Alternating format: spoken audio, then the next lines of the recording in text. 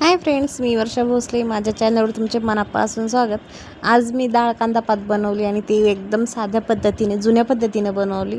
तर सर्वात अगोदर मी जिरं टाकून घेतलं, त्यासोबत हिरवी मिरची आणि लसूण, मीठ मी हे सोबत ठेचून घेतलं होतं.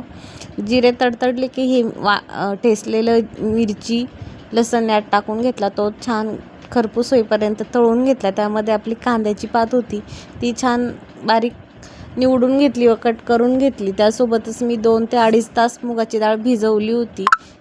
छान मिक्स करून घेतलं आणि मुगाची डाळसुद्धा याच्यामध्ये ॲड केली. तुम्ही बघू शकता मुगाची डाळ आणि कांद्याची पात दोन्ही डाळ टाकण्याअगोदरच याला किती पाणी सुटलं होतं. कारण की आपण यात मिठाचा वापर केला आणि ही पालेभाजी असल्यामुळे हिला एक्स्ट्राचं पाणी लागत नाही शिजायला. त्यामुळं मी फक्त जी डाळ भिजवली होती ती डाळ आणि कांद्याच्या पातीच्या वाफेवरच शिजवून घेतली आणि मस्तपैकी 5 ते 10 मिनटं मी याला झाकण ठेवलं. अधूनमधून हलवून घेतलं. तुम्ही बघू शकता किती छान आपली अशी मुगाची डाळ आणि कांदा पात झालेला आहे. या खायला मस्तपैकी गरमागरम ज्वारीची भाकरी बनवली होती. या खायला. Like, share, subscribe please.